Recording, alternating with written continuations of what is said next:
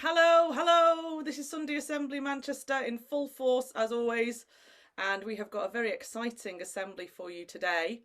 We always have a different theme every week, and we've had a huge range of speakers and so many poets to talk about the theme and also just to generally make us wonder more, which is part of our words at Sunday Assembly. We have wonder more, help often, and live better. That's what we like to strive towards, and we are a secular community that celebrates life by singing and just having a jolly good time and learning loads of amazing things. So that's what we are. I am Louise Crooms, your host for today, and I would like to welcome you to our special assembly on making the most of disability. Is our title for today, and we are. I certainly have my own relationship with that because for many years I did not know I was disabled. It was totally hidden from me. And then slowly over the years, it became almost like a detective thing.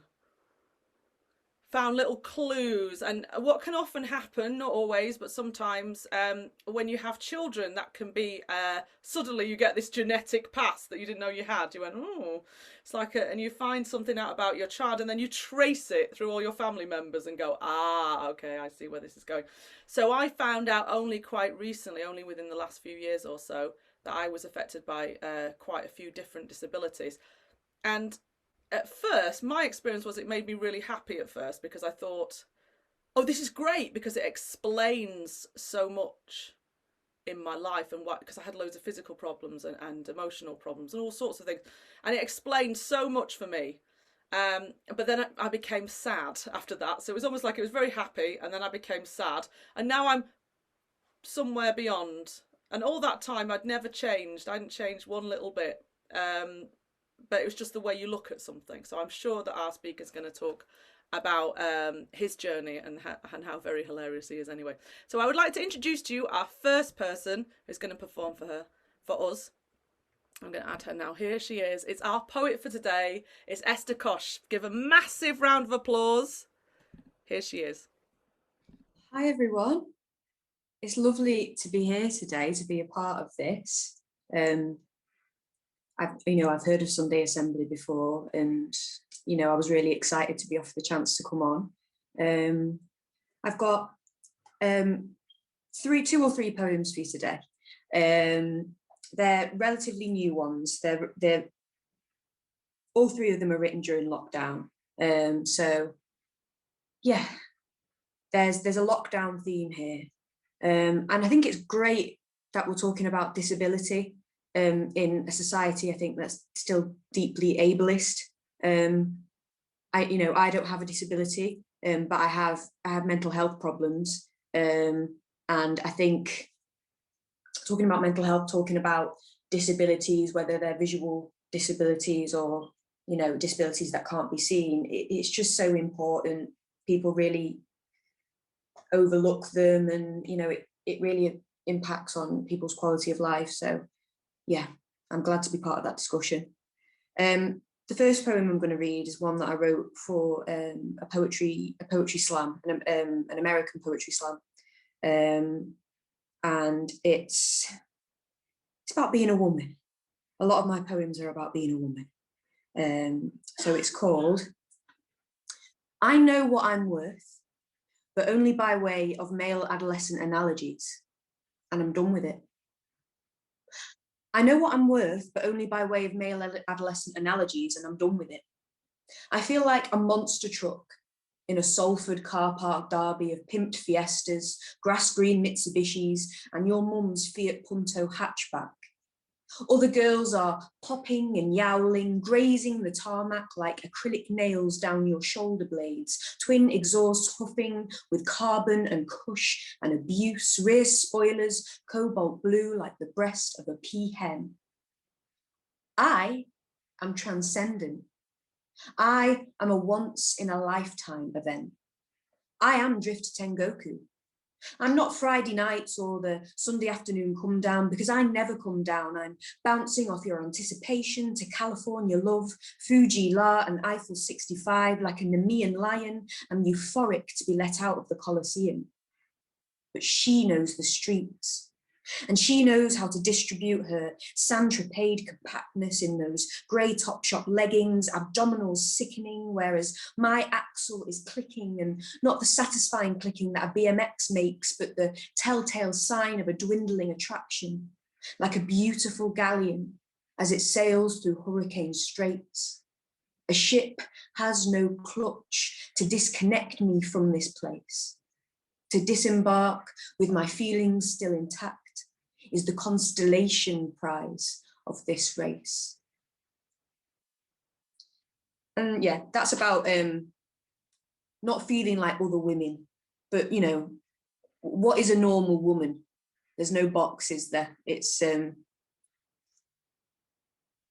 was going to say it's a spectrum of women, but I don't think that's right either. I'll think about that and write a poem. The next one I'm going to read is one about something that's affected me for, I always say 3 or 4 years, but it's not, it's 6 or 7. Time has escaped me. I suffer from an eating disorder. I'm in recovery, but I was very, very, very poorly at one point.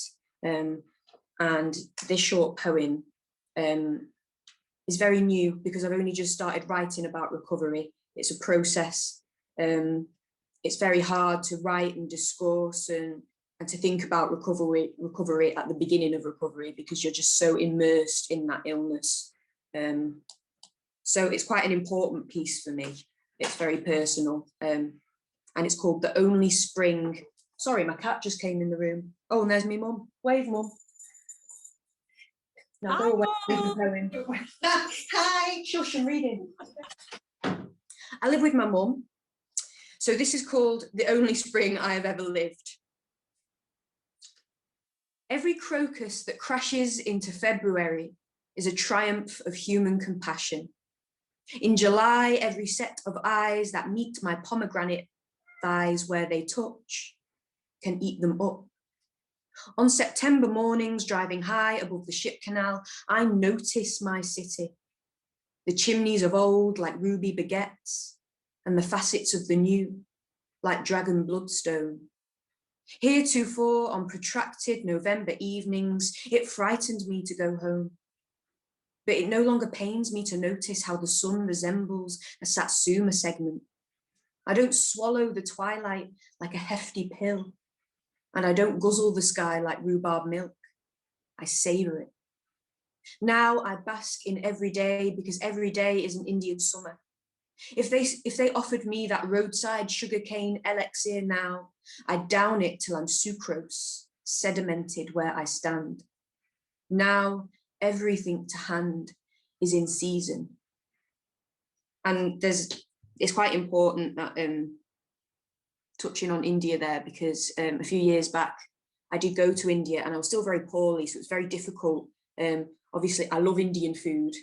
And I wanted to make the most of my trip and I wanted to eat all that gorgeous, local food, but it was so difficult. I was struggling. I was really struggling with my body image and I was really struggling with my relationship with exercise. But, I was there for a month and a half and I still made the most of it. It was an astonishing experience and I'd like to go back as a recovered person. So I'll give you one more quick one. And this one is one that I was commissioned by the BBC to write not long ago about lockdown and about my experience of it. So this is a reflection of the cabin fever that I think we've all experienced over the past 12 and a bit months. So it's called Symptoms. Corked to make living lighter, splintered and skew-whiff like a forgotten idol whittled from a yard tree, sprouting and then wilting leaves of skin. Hands like nubs of ginger root from over-sanitizing.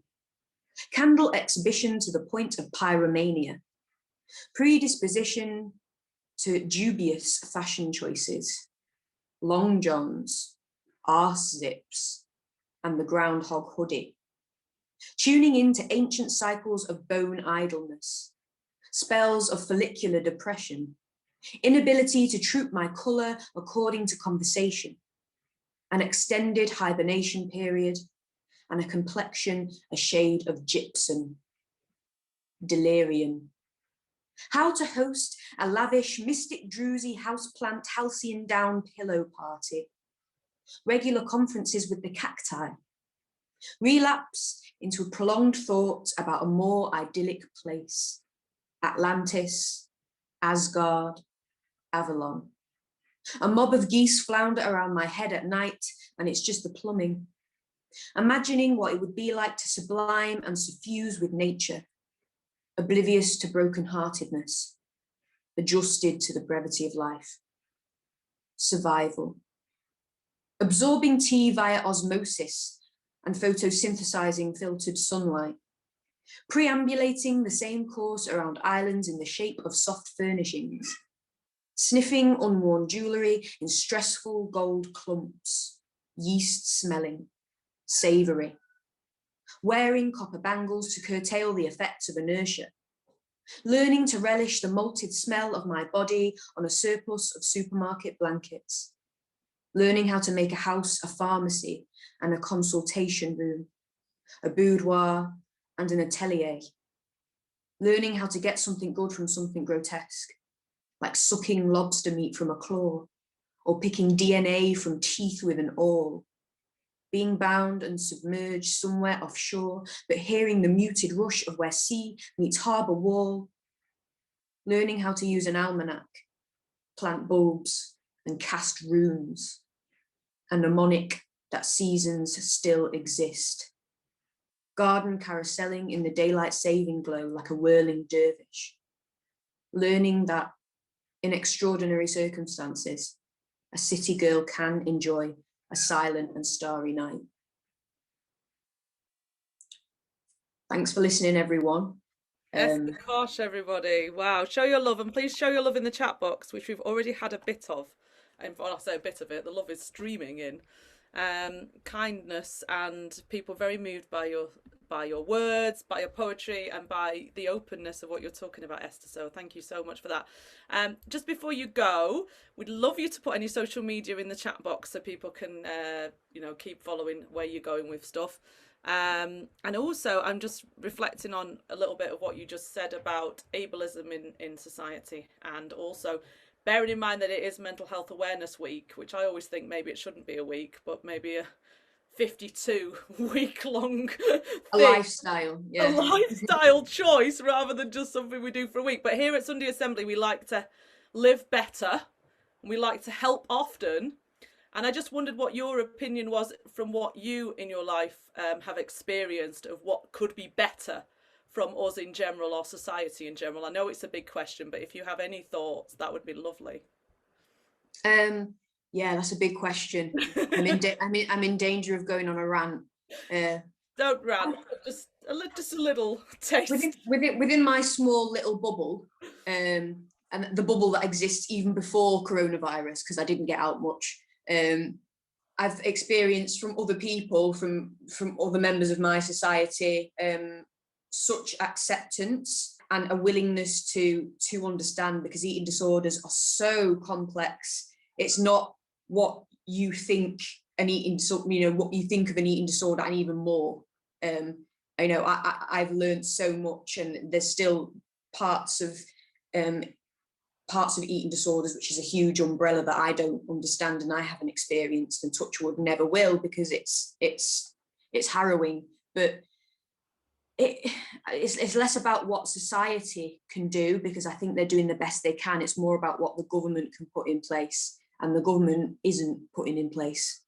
But yeah, I'm very in danger of going on a rant.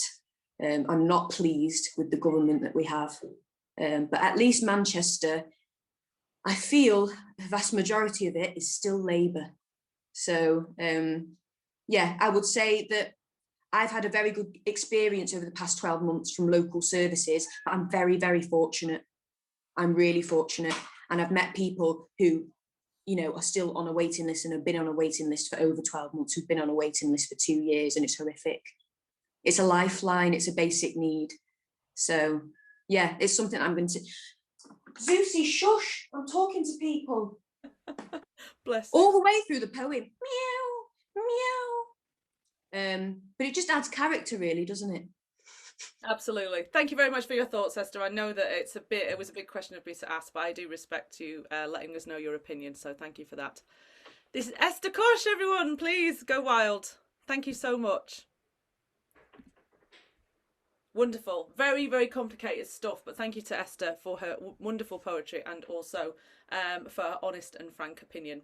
I'd now like to introduce to you our speaker for today, but before I do that, I just want to let you know that there are a couple of people in our assembly that are called helpers. So if you require anything during the assembly, feel free to message them directly if you need any help whatsoever with the assembly or you have a question for them. They are there for you. Just some lovely words from the chat box for Esther. Powerful and honest. Just absolutely brilliant. Thank you. People saying that they've struggled with similar things. Fantastic imagery and beautiful, powerful, you name it, it's all there. So thank you very much for that. I'd like to introduce our main speaker for today. Main is the wrong term, isn't it? But our speaker. I just need to find him. He's gone missing. Where are you? Oh, I know. Hello? Hello, you're there. I'm going to put you on. This is Am I, Jack Carroll. am I Hello. here? Hello. Hello. Hello. That's let's start as we mean to go on with lots of technical difficulties. I think then that just lowers everybody's expectations, and that can only be a good thing. Jack, what's happening to you? Are you okay? I'm all good. I'm all good, thank you. Very good. So Jack Carroll is a comedian and an actor. I remember you very clearly from Britain's Got Talent. Others may, and sometimes I disappear and let you talk, but on this occasion I'm going to hang around you and ask you questions, if that's okay with you. Mercifully, yes, because I don't think anybody would want to listen to me go it alone for the duration. So yeah. Well, they would, but I'm here to hold your hand and Good. In that sense. So tell me about, I mean, if we go back to Britain's Got Talent, which I'm sure people talk to you a lot about, how old were you then? I was 14. No, 13. 13. You were I knew you were young. You were 13 years old. Yeah. What on earth made you step on that stage, and what had you been doing before that to prepare for it? What has been your starting journey? I think I was probably fortunate that I did it at the age that I did, because I think at 13 you're a little bit more kind of impetuous and less aware of the variables and all the things that could go wrong, and stuff like that. So I think it was sort of very good timing, I think, to do it at that age, and kind of let that youthful exuberance hopefully kind of play into my favor a little bit. Before that, I'd done like small stand-up gigs at like family events and things like that. So I'd done a couple of live performances, but that was certainly certainly not on that kind of scale. So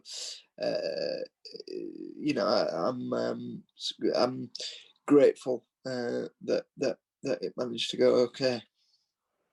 And when you started off as a young person, what sort of things were you doing? What gave you the idea that comedy was for you? Well, it's been a thing that it's kind of right from being very young. I was hugely obsessed with it, with British comedy, and kind of I think it's always been the highest value that I kind of assess a person by, is whether they've got a good sense of humour. I can let a lot of other things slide if they've got a good sense of humour, and it's kind of always been the way in my family and things like that. So I think it was kind of ingrained in me from a very young age. And then I don't really know what, I think maybe aptitude for that kind of above all else gave me that inclination to be able to say, right, well, this is what I want to do. And I think, like, again, very fortunate to kind of work that out at a young age as well, because I think, like, a lot of people kind of spend their life trying to work out what that thing is, and you know, fortunately I was able to kind of do that very early on. I think it's interesting what you say about the sense of humour, because I think I read somewhere that sorry, I'm just clearing my throat. I read somewhere that we always misestimate of how great a sense of humour we have. So the majority of people will say they're above average for sense of humour and above average for driving, which possibly cannot be true, because some people are average and some people will be below average by the way that statistics work. Yeah, and I think well, I'm learning to drive at the moment, and that's certainly below average. But I would hope, given my profession, that the sense of humour is somewhere near the top. Near the top end of that. Okay, good. So You would hope. you wanted to talk about making the most of disability. Mm. And I want to ask you a little bit about that and about your experience of disability. Yeah. Yeah, well, I think it's an interesting one for me, because I only really end up talking about disability stuff on in this kind of formalized way, because it's never been. I was talking about this the other day, actually. It's never been something that, even though, because I've never known anything different, I've never identified that strongly with it. It's just another one of those things, like having, you know, dark hair or different color eyes or whatever. I've never known anything different or had a you know, a metric with which to kind of compare it to. So I always, it never really consciously registers for me. So it's always interesting to, I kind of I come in and talk about it in this kind of formalized way, and actually work out and kind of crystallize my own opinions and personal experience of the subject through this. So it's always an interesting one for me to have a chat about. Is it something, therefore, that other people put onto you and the way they react to you, rather than something that is internal from you? Yeah, I think obviously there is that. I think as well, what it has given me is more faith in the kind of um, the empathetic capacity of humanity than is probably wise, to be honest, because in my daily life, people can't do enough to help me most of the time. So I think that has given me overall quite an optimistic view of humanity, because I think the only thing that you can kind of go off is your reinforced daily experiences, and you know, 98% of those on a personal basis, regardless of like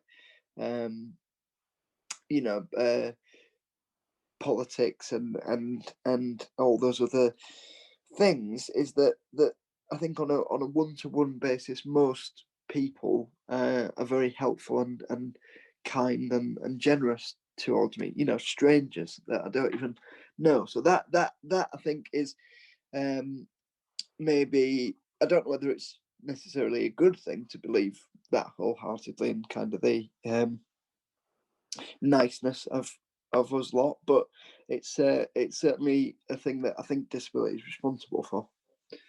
Do you find like I mentioned briefly there about what she considers to be quite an ableist world and society? Would you agree with that from your own point of view? You've just gone quiet. Oh, sorry, you talking to someone else. Okay, yeah, I think that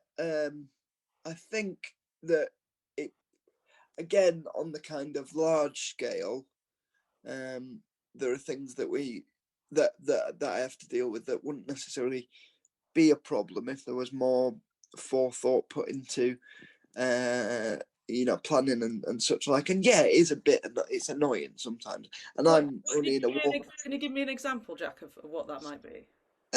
So just if there's stairs, or if there's, you know, there's something, it's just another variable to negotiate. And I'm only in a walking frame, so I can only imagine, you know, if you're in a even less advantageous position than I am, how difficult that must be.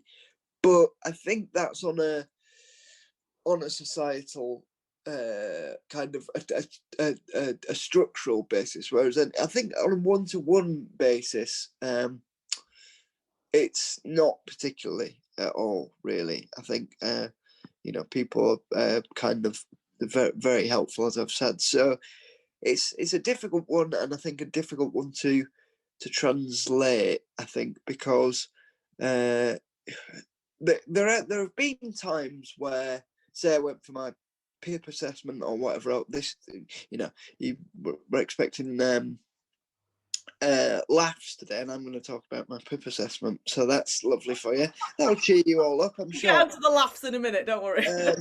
But I spend the majority of my time not conscious of disability, and I think it's things like that you kind of go. There are things where you go, "Ooh, that made me feel disabled," and that's a strange, feat. And I know that sounds mental because obviously I am, but it's a strange feeling for me. So there are things like that crop up, but on the whole, I think that we kind of,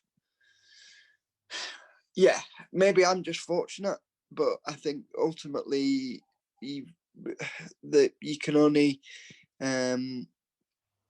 spend so much kind of time railing against that kind of stuff, and I think there is a certain degree to which you have to make peace with certain things and go, that's just how it is. We're in this game, and that unfortunately these are the rules for now, and it might take a little while to change that. So I think it's healthier, probably from my perspective, to make peace with those negative aspects rather than focusing on the possible ableism and things like that.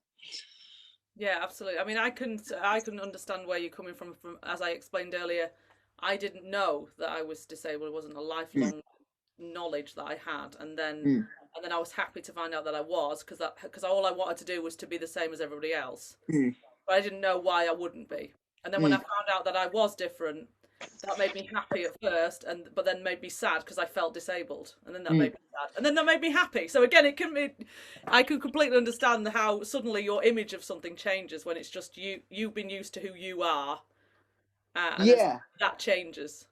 And I think that's the thing that for whatever drawbacks it's given me, I think it also is kind of responsible for a lot of the positive aspects of my personality, kind of verbal communication development. I've had to get better at that because of certain physical restrictions. A kind of, hopefully, a kind of way and a perception of human behavior and things and how people behave around me, because I've had to deal with that from very young. So it's I would say on balance it's been a hugely positive thing in my life, and I wouldn't have it any other way, because I think whatever, it's been a big thing in my development, and I think it's responsible for a lot of positive aspects of my personality as well. If people have any questions for Jack, feel free to put it in the chat box, and we'll get onto those in a second. I just want to ask you about your career beyond Britain's Got Talent. So you entered. What was the impact that it had on your life? Well, I'll be forever kind of grateful to Britain's Got Talent, because it gave me a platform with which to kind of proceed into doing stand-up properly, rather than as kind of just a kid annoying people at gatherings. So so I'll always be grateful to Britain's Got Talent for that, and it's meant I can go on and do I've done kind of dream stuff, really, live at the Apollos and things like that. So it's was certainly a huge platform from which to build off, and I'm very grateful for that. Where do you get your material from? What are you working on at the moment?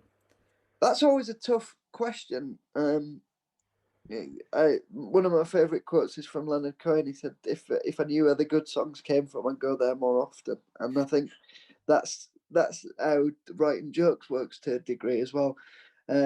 I hadn't actually written. I've written quite a lot of narrative stuff during the lockdown, but I haven't written any stand-up material for a while, because I think that's difficult, because you kind of need that immediate response from the audience, and if there's no audiences on the horizon, it becomes a kind of Schrodinger's joke. It's neither funny nor not funny. You need the kind of test of the audience. So basically, gigs start again next week, and I'm going to have to slowly relearn my old material, and then go, I need to put a bit about masks in there to make it relevant, and then hopefully alongside that I can come up with some new stuff that I can slowly kind of drip feed into the act. Yeah, I sort of feel like I've just had an insight into your process quite strongly, and the idea of Schrodinger's joke. My huge laziness is what you've had an insight into there. Yeah. So we've got a question from Ian. It says, Yeah. Wikipedia. He's been on Wikipedia, bless him. Wow. Wikipedia says you've been cast in a play called Cued. Could you tell us something about it? Does it really? Is this news to you? Yes, unless a play I have been cast in has changed its name, I'm not aware of that. I'll have to What go is the play you've been cast in? I've been cast in a couple, but I'll have to go and check what that is on my Wikipedia, and maybe gather some royalties for it. I think it's cured rather than cute. It's called Cure. That's my typo. Oh, typing. I'm so sorry. That was I don't know. That's the one. So Cured. Is that the play you remember? It is. That is the play I remember, and I should have worked that out really from the missing letter. I was going, have I been casting some kind of Ronnie O'Sullivan biopic about the snooker? What's going on there? Yeah, I'm not. Am I going to have to learn how to do a 147 break? But no, so that is a play written by another comedian with cerebral palsy called Lawrence Clark, about a group of disabled teenagers who go on a religious pilgrimage to Lourdes, and basically my character chats up one of the girls whilst waiting for his benefit assessment, and then blags his way onto the trip to follow her.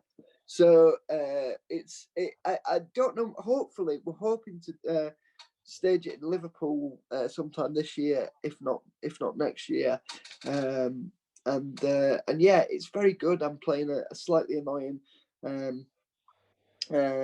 disabled young adult, so it's typecast again, unfortunately. But I'm very much looking forward to being involved in that. It's a great script, and he's a very, very funny writer.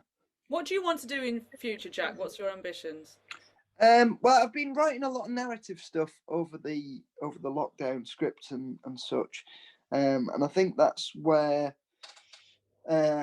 certainly I think, because with stand up it's difficult, and my passion kind of for it does fluctuate quite a lot, whereas I think the narrative stuff is the real stuff of life for me, and I think hopefully I'll be able to go more down that kind of avenue in future. And is that more based on your own life, or is it more? Yeah, I mean, that there are obviously, that's not to say that I'll kind of knock the stand up on the head entirely. But yeah, it is based. A lot of it is based on my experience and stuff like that, as the stand up is, and I think that's where knowingly or unknowingly a lot of ideas do kind of generate from. So Tony's asked a question about he's referencing the Lost Voice guy winning British Got Talent in 2019. Yeah. And the question is about, I mean, he's asking specifically about whether you paved the way for his success, but I just wondered, just to broaden it out a little bit more and say, do you think you appearing on Britain's Got Talent opened it for others with disabilities to come forward? Yeah, I mean, I think it's a good job that the road paved rather than a ramp, rather than stairs, because otherwise it could have been a very difficult road for him to get down. But no, I think So you basically put the ramp in, is what I'm saying. indeed, I'm asking you. indeed. Yeah, paving probably not the right term, but I stuck a little one of those little lifts that reveals you like a prize on a game show when you go up the stairs. I stuck one of those in, and he got up there. No, I think you know, I find it difficult to view things in those terms. I think hopefully I showed that you could do proper stand up on that show, and you know, hopefully, and as we've seen, I think a few more people have done that after me. So, you know, that's always a kind of hopefully I've helped stand up comedy out in that way. But I think obviously, you know, that there are comparisons between myself and Lost Voice Guy, but I don't, you know, I think there would have been perhaps a similar outcome, you know, had I done it or not. But I think also probably, you know, we might not have seen him on the, or many other stand-ups on there. I do think it's interesting, with the disability aside, to say that you're right about the stand-up, because it was at the time, I remember distinctly that no stand-up was doing particularly well on Britain's Got Talent at all. And No. it looked like they weren't able to do it, which was ludicrous, because obviously there are loads of fabulous stand-up comedians all over the country. Exactly. So there was a moment where it's almost you went, they sort of looked at you as just say, is this going to be funny? And you were like, yes, it will be funny, because there are funny people here. So it's not so much a way of opening the door for disability, but more opening a door for comedy in general. For comics, and I think, you know, I think that would have happened anyway, regardless of me being involved or not. But, you know, I think I was kind of fortunate to do it at the time I did, because that door hadn't really been opened. Yeah, exactly. We've just got time for a couple more questions, and then I'm going to thank you so much for your time, Jack, because it's been lovely. Tony wants to ask, does anyone ever treat you in a patronising way when attempting to be helpful towards your disability? I mean, you've generally said that it's been a good thing, but have you ever had any sort of over-helping or patronising?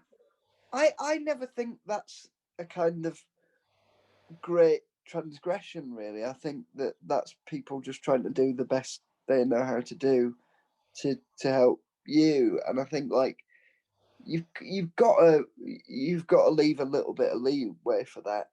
I do personally, maybe because I'm lazy and like as much help as I can get, and therefore don't want to annoy anybody. Bring the law. Indeed, yeah. I think you know, you've got to make certain allowances, because not everybody has the same level of interaction or education around disability, and I think the fact that they're making any kind of effort is a thing to be applauded.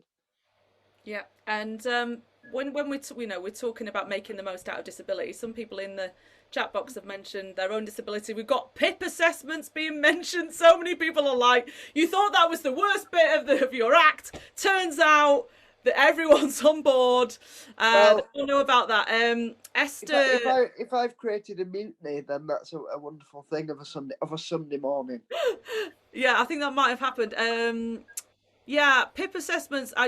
Someone's just put some help out there that Macmillan was helpful with the Pip assessment for Esther. So that was just a little something I thought. Oh, fantastic. But I just wondered if, you know, what can be done? You say making the most of disability. We have disabled people with us today. We have disabled people potentially watching this. We have disabled people all over the place. How do you make the most out of it? Maybe they might know already, but what would you say? I think what has kind of helped me, I think, and it might just be, and I think as well, this again comes down to, you know, I'm very fortunate with the kind of the upbringing I've had and stuff, in terms of, you know, the reinforcing this idea and making it almost an unconscious thing. But I think using it as fuel rather than and I know that at times for other people, obviously that's a lot harder than it is for me. But I think using it as fuel and something to, Something, and I know it's trite to say, look at the positive and all that, and it is very trite, but using it as fuel and something, a kind of example of near uniqueness, and looking at what it's given you, it has been something that has really, really helped me out. And I think incorporating that into your kind of story rather than seeing that as a kind of outside thing, or a detriment, or a kind of something difficult, incorporating it into your story in a way that gives you fuel and make the most of that is a thing that's, and I know that's not applicable all the time, but it is a thing that seems to have helped me out personally. Yeah, absolutely. Thank you for that. Sean's just written that he spent a majority of his life hearing outsiders wonder what I couldn't do, as if I'm not aware of those. But to be honest, if I'd have listened, I wouldn't have done anything. I'd sooner say what I can do now, show the better bits of us. Exactly. Thank you very much, Jack. It's been amazing to chat with you. Thank you for having me. Let us know where we can see you experience your comedy in the future? Just yes. So I've got a podcast about disability. Funnily enough, if you haven't had enough of me prattling on about it this morning, with a friend of mine, a comedian called Pete Selwood, who's got one hand, and then a friend of ours, a comedian called Chris Copstick, who is our kind of token able-bodied arbiter. And that podcast is called the Impaired a Comedy Disability Podcast, which you can find on iTunes, Spotify, and all your podcast platforms. I'll pop it in the chat. I haven't got the link because I wasn't very technically prepared, but I'll pop the name in the chat, and you can find that on iTunes and Spotify. Thank you ever so much for having me. This has been really, really lovely, and I think, like I say, it always helps me kind of work out what I think about stuff when I have a chat about it. So it's very interesting when you're dragged out as having a disability about to talk about it, and you're like, I don't know whether I have my opinions on this yet. Never mind. Yeah, on behalf of all disabled people. I think hopefully that'll be next time someone asks me, I can kind of make a bit more sense about it. So that's always a good thing. We've helped often. That's the sort of thing. Ladies and gentlemen, show your love for Jack Carroll. Thanks ever so much, Louise. Thank you. You're very welcome. Thank you. Thank you very much. Thank you so much to our amazing speakers who've been so unbelievably frank, honest, and open about various things. The details will be in the chat box if you want to follow up on their careers. But thank you to both of them, to Esther and to Jack, for being so amazing. So here we are. We are going to have a moment of reflection in a second, but I'm just going to round this bit off. We're going to end with a song. It's very interesting, isn't it, that I think, we have spoken to many disabled people over the years here at Sunday Assembly Manchester, and I think I've heard in the past people say that people are so worried about saying or doing the wrong thing that they may not do anything. So certainly from Jack's point of view, it seems that the love and empathy and kindness of humans is shown through perhaps clumsily making an effort. So if you're ever in a position, you see someone, we've had people who've had visual impairments come on and say it's actually the people that haven't helped that have been so panicked and worried that they would say something stupid or make a terrible error that have been the biggest problem. The ones who've sort of ambled in with good intentions have actually come across quite well in the towards the disabled person. Every disabled person is different, and there are so many different disabilities, so it's incredibly difficult to really corner down on what's going on. But I thank Jack for his opinion, and also Esther for talking about her own personal journey.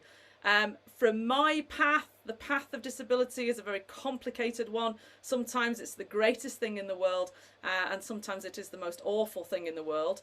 But at the end of the day, I am me. Jack is Jack, and Esther is Esther, and you are you. Whatever you've been through, whatever disability you have, it makes you you, and there's no doubt about that.